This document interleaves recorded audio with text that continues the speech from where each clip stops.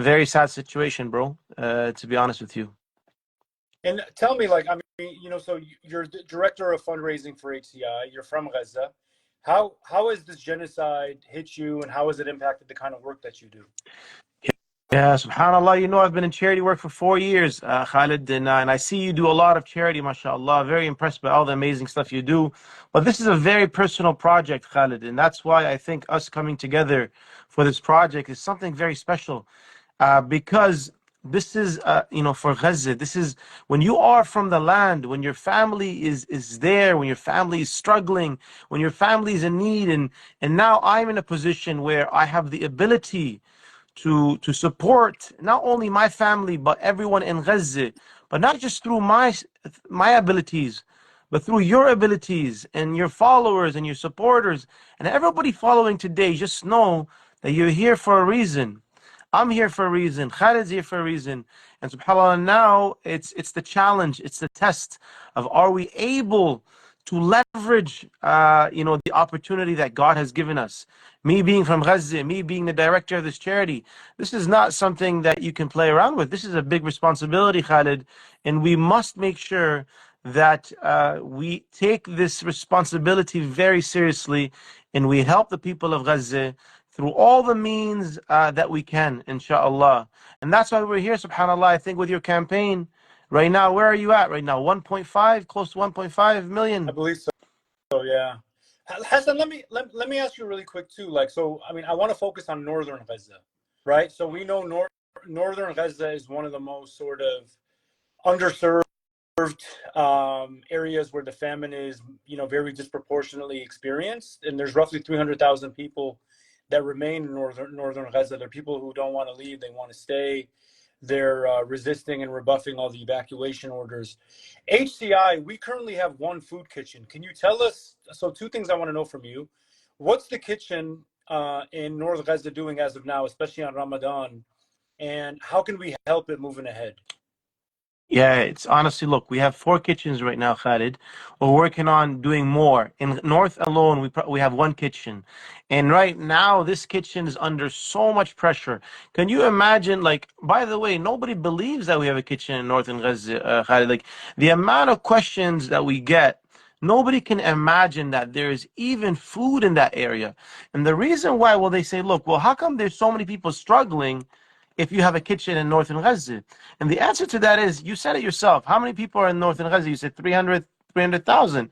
Well, no matter what we do, I mean, just in that kitchen alone, let's say we're doing 3,000 meals, because right now we're doing 7,000 meals within Gaza as a whole.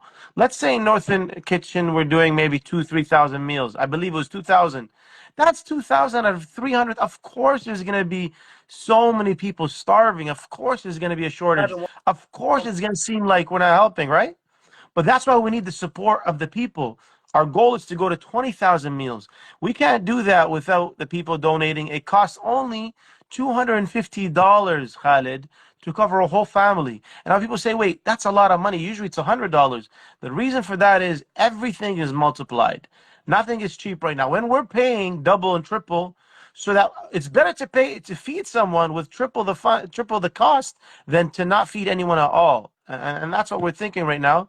So we need people to help. Right now, the ceasefire might come. We need all the support to come right now. All the donations to go to your link that you have in your bio, so that we can multiply what we have in the north, in the south, in the mid, in all areas and regions of Gaza, inshallah. Well, thanks for that, Hassan. Yeah, and everyone, so we're feeding roughly not even 1% of the entire population of North Gaza right now. All the funds you give, all the funds you donate to my link and other charities involved with HCI will increase that number. And like I said earlier, the next 24 to 48 hours are really important, because right now, what we're trying to do, inshallah, politically, and governments are trying to do, is to use this ceasefire order from the United Nations to, if not put a full-fledged practical ceasefire on Israel, to really lobby them and force them to allow more food aid, emergency aid to come into the country. Hassan and I can both tell you that Israel is allowing how many thousand food trucks a day, Hassan, right, as of now? Oh, like they're stuck in the border, or they're coming in? They're coming in by the day. Yeah, you know what? Not as many as we need, Khalid. But alhamdulillah, like I said, we got got my announcement today that our trucks entered. So you can only imagine, like, I got the footage. We haven't posted it yet because we're so excited to announce it. But even with the blockade that's happening, people are asking, how is it possible? There's no way. I got the footage today, subhanAllah, of our trucks entering with all the food boxes. Again, this would not be possible without the donations that people are putting under your link. At the end of the day, guys, we all play a part in this genocide. We all play a part. What part will you play? What part do I play? I'm the director. Okay, I'm facilitating. I can't do it without Khaled. And Khaled cannot do it without you. So subhanAllah, it's a beautiful cycle where we can all support each other so that we can bring more trucks, we can open more kitchens, we can feed more people, and then inshallah stop this genocide once and for all, inshallah. Yeah, Israel is reporting that they're letting in 250 to 300 trucks a day. I don't believe that. I think they're lying, because when I talk to people, especially people on the ground and people like you, Hassan, who have their finger on the pulse, it's not that many. They're just doing that as like a marketing ploy. Yeah. So, Hassan, I want you to post that video of the trucks getting in, Yes, please. yes, If yes, inshallah. everybody, if you guys can, please follow Hassan at Wadi Speaks. Again, Hassan is the director of fundraising at HCI, a charity that and Hassan will tell you, when I decided to work with him in the beginning, when he told me he was from Gaza, that's all I needed to hear. So knowing he was from the land and has family in the land right now, for him, it's not only a job, it's a personal matter. And that's one of the big reasons I decided to work with him And on I this want to campaign. say something. I want to say something, guys. Look, it's 2 a.m. It's late at night. I was in my bed, and Khaled was like going home. Our lives are busy, and Khaled's like, "No, we got to do this live." I said, "Khaled, it's late, man. Let me sleep." He said, "No." He said, "No. We get up from your bed, get on your phone. We got to do this live." And guys, like that, it's beautiful, and I was motivated by him motivating me and pushing me, because that's what we have to do for each other right now. We got to support each other. We got to push each other. It's not easy, but no matter how difficult it is, it's not going to be as difficult as the people in Gaza who are suffering, subhanallah. So we got to do what we can.